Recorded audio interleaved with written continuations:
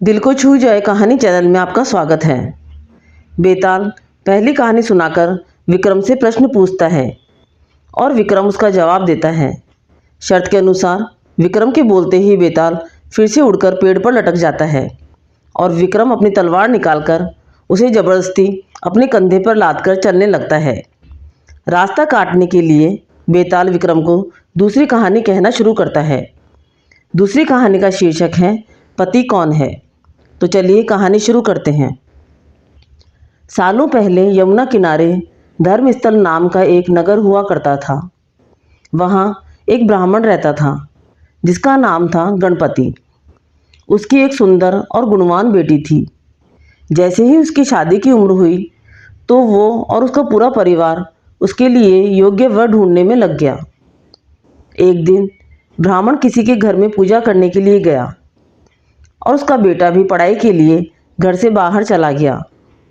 उस समय घर में ब्राह्मण की बेटी और उसकी पत्नी ही थी। उसी वक्त एक ब्राह्मण लड़का उनके घर आता है। ब्राह्मण की पत्नी उस लड़के का अच्छे से सत्कार करती है और खाना खिलाती है। लड़के का स्वभाव ब्राह्मण की पत्नी को पसंद आता है और वो उससे अपनी बेटी की शादी का वादा कर देती है। उधर ब्राह्मण गणपति जिनके घर में पूजा करने गया था, वहाँ भी वो एक ब्राह्मण लड़के से मिलता है और उससे अपनी बेटी की शादी करवाने का वचन दे देता है। ब्राह्मण का बेटा जहाँ पढ़ने गया था वो भी वहाँ एक लड़के से यही वादा कर देता है। कुछ देर बाद गणपति और उसका बेटा दोनों खुद से चुने हुए लड़के को लेकर घर पहुँचते हैं। दोनों घर में एक और ब्राह्मण लड़के को देखकर चौंक जाते हैं। अब सभी इस दुविधा में पड़ जाते हैं कि लड़की एक है और शादी का वादा तीनों ने अलग अलग लड़कों से कर दिया। अब क्या होगा? लड़की का विवाह किससे करवाएंगे? इसी दुविधा के बीच पड़ोसी उनके घर खबर लेकर आता है कि उनकी बेटी को मोहल्ले में ही सांप ने काट लिया है। भागा भागा पूरा परिवार और तीनों ब्राह्मण लड़के लड़की के पास पहुंचते हैं, लेकिन तब तक लड़की की मौत हो जाती है। यह देखकर तीनों लड़के दुखी हो जाते हैं। कुछ देर बाद लड़की का परिवार और तीनों ब्राह्मण मिलकर उसका अंतिम संस्कार करते हैं।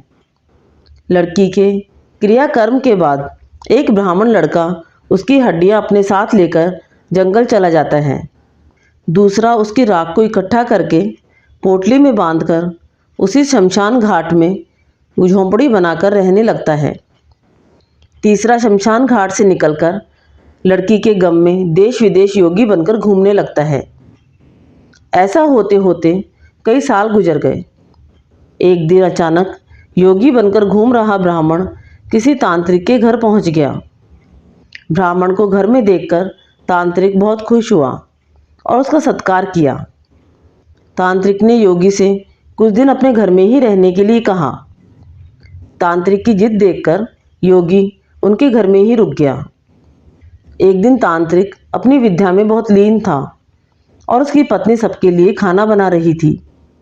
उसी वक्त उनका बेटा रोने लगा और अपनी माँ को परेशान करने लगा। तांत्रिक की पत्नी ने उसे बहुत संभालने की कोशिश की, लेकिन वो नहीं माना। आखिर में तांत्रिक की पत्नी को इतना गुस्सा आया कि उसने अपने बच्चे की पिटाई कर दी।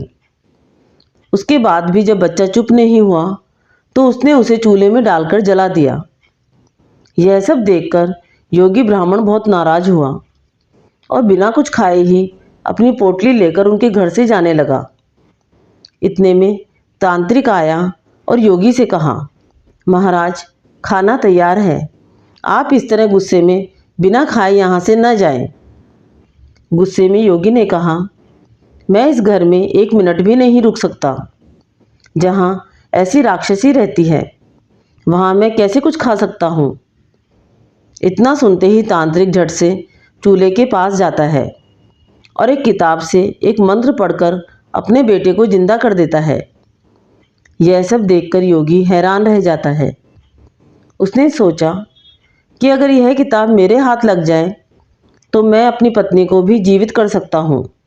योगी यह सोच ही रहा था कि उधर तांत्रिक बेटे को जीवित करने के बाद फिर से योगी से खाना खाने का आग्रह करता है। योगी खाना खाता है और वहीं रुक जाता है। अब योगी के दिमाग में बस यही चल रहा था कि वो किसी तरह उस किताब को हासिल कर ले। सोचते सोचते रात हो जाती है। सब खाना खाकर सो जाते हैं।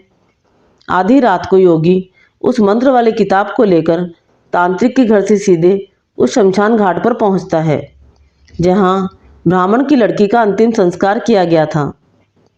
वो सबसे पहले झोंपड़ी बनाकर उसी जगह रह रहे ब्राह्मण को बुलाता है और उसे सारी कहानी सुनाता है। इसके बाद दोनों मिलकर फकीर बने ब्राह्मण को ढूंढते हैं। फकीर ब्राह्मण के मिलते ही योगी ब्राह्मण दोनों से कहता है कि लड़की की हड्डी और राख लेकर आओ, मैं उसे जिंदा करूँगा। दोनों ऐसा ही करते हैं। राख और हड्डी इकट्ठा करने के बाद लड़की को जलाई हुई जगह में योगी ब्राह्मण मंत्र पढ़ता है और लड़की जिंदा हो जाती है। यह देख तीनों ब्राह्मण खुश हो जाते हैं। इतनी कहानी सुनाकर बेताल चुप हो जाता है। कुछ देर बाद वह विक्रम से पूछता है, बताओ वह लड़की किसकी पत्नी हुई? विक्रमादित्य बेताल के दोबारा उड़ने के डर से जवाब नहीं देते। गुस्से में बेताल कहता है, देखो अगर तुम जवाब पता होते हुए भी नहीं दोगे तो मैं तुम्हारी गर्दन काट दूंगा। जल्दी से जवाब दो।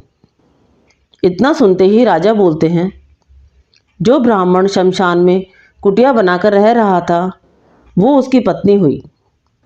बेताल पूछता है, कैसे? तब विक्रमादित्य जवाब देते हैं, जो हड्डी चुनकर फकीर बन गया वो उसका बेटा हुआ। जिसने तांत्रिक विद्या से उसे जीवित किया वो उसके पिता के समान हुआ, और जो उसकी राख के साथ जीवन जी रहा था वो ही उसका पति हुआ। जवाब सुनते ही बेताल ने कहा, राजन तुमने बिल्कुल सही उत्तर दिया है, लेकिन शर्त के मुताबिक तुम्हें मुंह नहीं खोलना था, इसलिए मैं दोबारा उड़ रहा हूँ।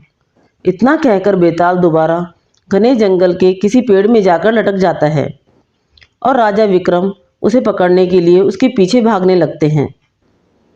इस कहानी से हमें ये सीख मिलती है कि चतुराई और बुद्धि से बड़ी समस्या का हल किया जा सकता है। आपको विक्रम और बेताल सीरीज की दूसरी कहानी अच्छी लगी तो कहानी को लाइक व शेयर करें। चैनल पर नए हैं तो चैनल को सब्सक्राइब करें। कहानी सुनने के लिए धन्यवाद। विक्रम बेताल की तीसरी कहानी अगले वीडियो में।